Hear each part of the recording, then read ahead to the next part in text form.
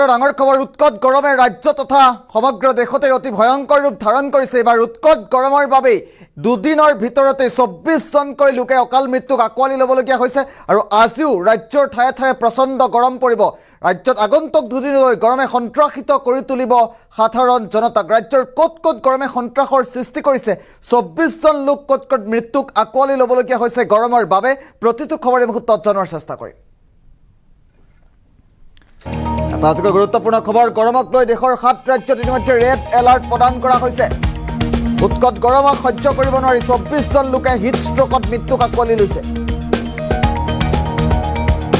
তাতকৈ গুৰুত্বপূৰ্ণ খবৰ, দিল্লী, ৰাজস্থান, পাঞ্জাৱ, হাৰিয়ানাত ৰেড এলাৰ্ট প্ৰদান কৰিছে বতৰ বিজ্ঞান কেন্দ্ৰই। কেন্দ্ৰীয় বতৰ বিজ্ঞান কেন্দ্ৰৰ তৰফৰ পৰা ৰেড এলাৰ্ট প্ৰদান কৰা হৈছে। মধ্যপ্ৰদেশ, উত্তৰ প্ৰদেশ, গুজৰাটতো ৰেড এলাৰ্ট প্ৰদান কৰা হৈছে।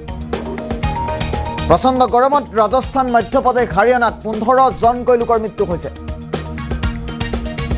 ৰাজস্থানত 9 জন, মধ্যপ্ৰদেশত 4 জন, হাৰিয়ানাত 2 জন লোকৰ মৃত্যু হৈছে অত্যাধিক গৰমৰ বাবে। অসমতো উৎকট গৰম সহ্য কৰিব নোৱাৰি মহিলাসহ 3 জন লোকে মৃত্যুক আকোৱালি ল'বলগীয়া হৈছে। বিগত 10 দিন ধৰি উত্তৰ পশ্চিম ভাৰতত অব্যাহত আছে গ্ৰীষ্ম প্ৰৱাহ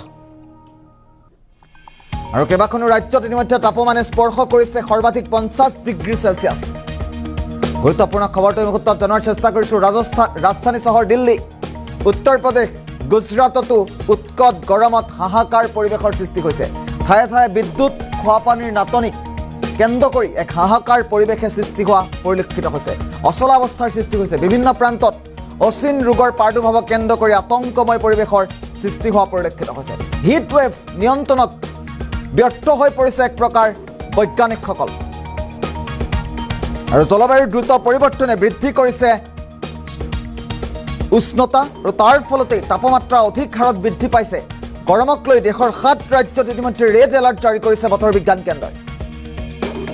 এই পৰ্যন্ত হিট ষ্ট্ৰ'কত মৃত্যু হৈছে 24 জনকৈ ব্যক্তিৰ।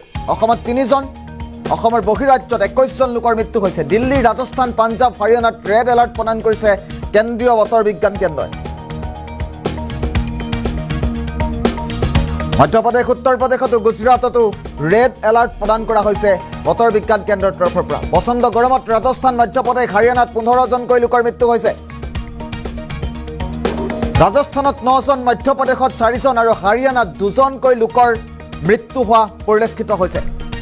অসমতো উৎকট গৰম সহিব নোৱাৰি মহিলাসহ 3 জন ব্যক্তিৰ অকাল মৃত্যু। অসমৰ গোৱালপাৰাত 3 জন লোকে উৎকট গৰমৰ বাবেই মৃত্যুক আকোৱালি লৈছে।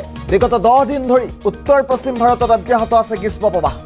কেইবাখনো ৰাজ্যত ইতিমধ্যে তাপমানে স্পৰ্শ কৰিছে 50 ডিগ্ৰী চেলছিয়াছ আৰু তাৰ পাছতে কচলা অৱস্থাৰ সৃষ্টি হৈছে ৰাজধানী চহৰ দিল্লী, উত্তৰ প্ৰদেশ, গুজৰাটতো উৎকট গৰমত হাহাকাৰ পৰিস্থিতিৰ সৃষ্টি হৈছে সাধাৰণ জনতাৰ।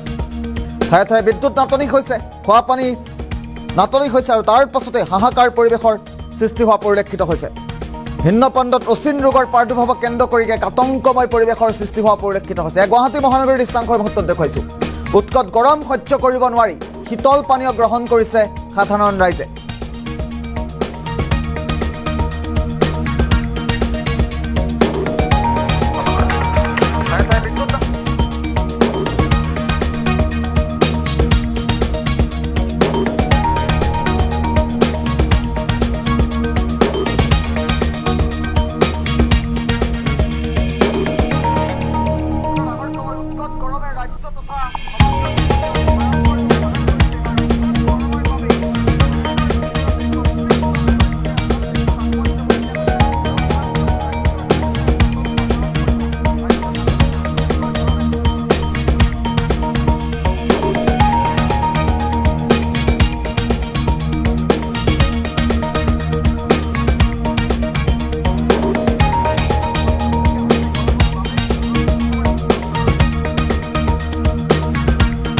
আটাইতকৈ গুৰুত্বপূৰ্ণ খবৰ আমি ইতিমধ্যে উল্লেখ কৰিছোঁ। ৰাজ্যৰ ঠায়ে ঠায়ে উৎকট গৰমে সন্ত্ৰাসিত কৰি তুলিছে সাধাৰণ জনতাক।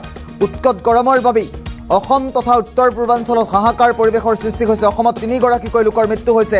50 ডিগ্ৰীৰ পাৰাস্তম্ভ, 50 ডিগ্ৰী চেলছিয়াছ আজিৰ দিনটোত গৰমে চোৱাৰ আশংকা ব্যক্ত কৰিছে বতৰ বিজ্ঞান কেন্দ্ৰই। ইতিমধ্যে কেইবাখনো ৰাজ্যত 50 ডিগ্ৰীৰ ঘৰ অতিক্ৰম কৰিছে আৰু গৰমৰ সমান্তৰালভাৱে অচিন ৰোগৰ প্ৰাদুৰ্ভাৱ বৃদ্ধি পোৱা পৰিলক্ষিত হৈছে। জলবায়ু দ্ৰুত পৰিৱৰ্তনে এক প্ৰকাৰ হাহাকাৰ পৰিৱেশৰ সৃষ্টি কৰিছে সাধাৰণ জনতাৰ মাজত। আৰু উৎকট গৰমক লৈ ইতিমধ্যে 7খন ৰাজ্যত এলাৰ্ট জাৰি কৰা হৈছে, ৰেড এলাৰ্ট জাৰি কৰা হৈছে বতৰ বিজ্ঞান কেন্দ্ৰৰ তৰফৰ পৰা। আৰু সমগ্ৰ বিষয় সন্দৰ্ভত কেন্দ্ৰীয় বতৰ বিজ্ঞানীসকলে উদ্বিগ্ন হৈ পৰা পৰিলক্ষিত হৈছে।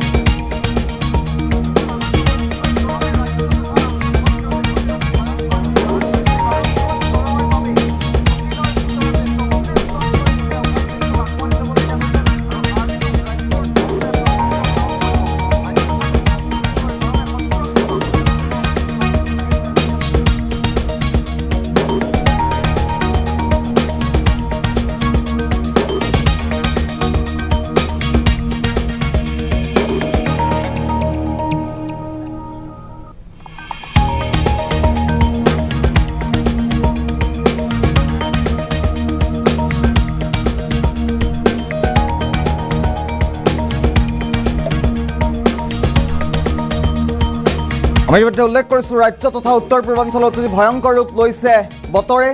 ভাৰতত ইতিমধ্যে 24জনকৈ লোকৰ মৃত্যু হৈছে অত্যাধিক গৰমৰ বাবে। অত্যাধিক গৰম সহ্য কৰিব নোৱাৰি 24জন লোকে মৃত্যুক আঁকোৱালি লৈছে। গৰমক লৈ দেশৰ 7খন ৰাজ্যত ইতিমধ্যে ৰেড এলাৰ্ট জাৰি কৰিছে বতৰ বিজ্ঞান কেন্দ্ৰই। বৰ্তমান পৰ্যন্ত হিট ষ্ট্ৰকত মৃত্যু হৈছে 24জনকৈ লোকৰ। দিল্লী, ৰাজস্থান, পাঞ্জাৱ, হাৰিয়ানাত ইতিমধ্যে ৰেড এলাৰ্ট জাৰি কৰা হৈছে। মধ্যপ্ৰদেশ, উত্তৰ প্ৰদেশ, গুজৰাটতো ৰেড এলাৰ্ট প্ৰদান কৰিছে বতৰ বিজ্ঞান কেন্দ্ৰই।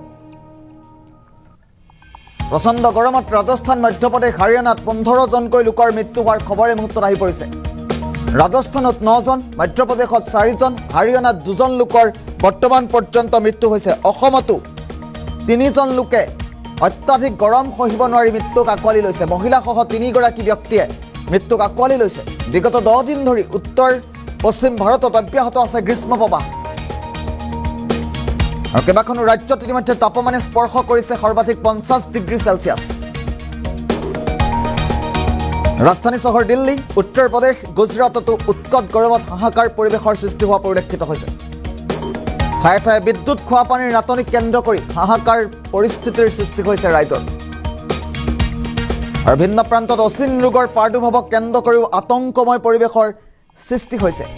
অত্যাধিক গৰমৰ বাবে আতংকময় পৰিৱেশৰ সৃষ্টি হৈছে। হিট ৱেভ নিয়ন্ত্ৰণ কৰাত ব্যৰ্থ হৈছে যেন এক প্ৰকাৰ বৈজ্ঞানিকসকল।